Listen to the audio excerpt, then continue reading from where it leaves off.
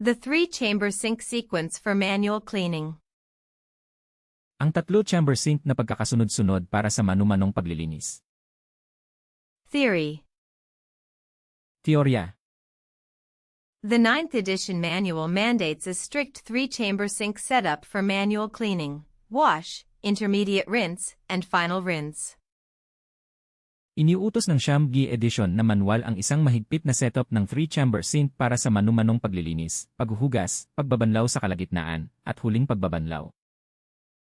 The final rinse chamber must utilize treated critical water. Ang chamber para sa huling pagbabanlaw ay dapat gumamit ng ginamot na critical water. Reality. Katotohanan. In older facilities, sinks are often too small to accommodate the largest orthopedic trays, forcing technicians to clean them at an angle or under running utility water instead of full submersion. Sa mga mas lumang pasilidad, ang mga lababo ay madalas na masyadong maliit para magkasya ang pinakamalaking orthopedic tray, na pumipilit sa mga teknisyan na linisin ang mga ito ng nakahilig o sa ilalim ng umaagos na utility water sa halip na ganap na ilubog. Furthermore, when rushed, staff frequently skip the intermediate utility rinse and plunge detergent-soaked instruments directly into the final critical water sink. Bukod pa rito, kapag nagmamadali, madalas na nilalaktawan ng mga tauhan ang kalagitnaang utility rinse at direktang inilulubog ang mga instrumentong basang-basa sa detergent patungo sa huling critical water sink. Exam strategy.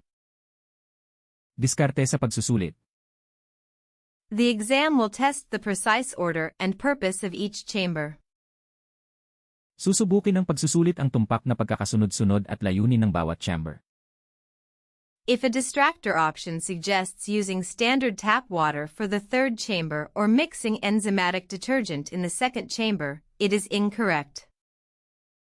Kung iminumungkahi ng isang opsyon na pampalito ang paggamit ng karaniwang tap water para sa ikatlong chamber o paghahalo ng enzymatic detergent sa ikalawang chamber, ito ay mali. Always strictly align the final rinse exclusively with critical water. Palaging mahigpit na ihanay ang huling pagbabanlaw ng eksklusibo sa critical water. Core logic. Pangunahing lohika.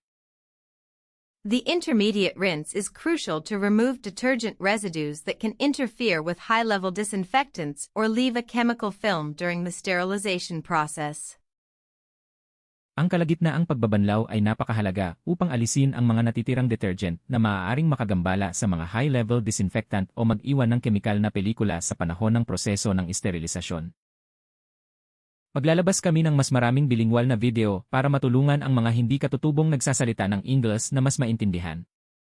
Mag-subscribe sa channel para mapabilis ang iyong certification journey. Ipagpatuloy ang pagsisikap.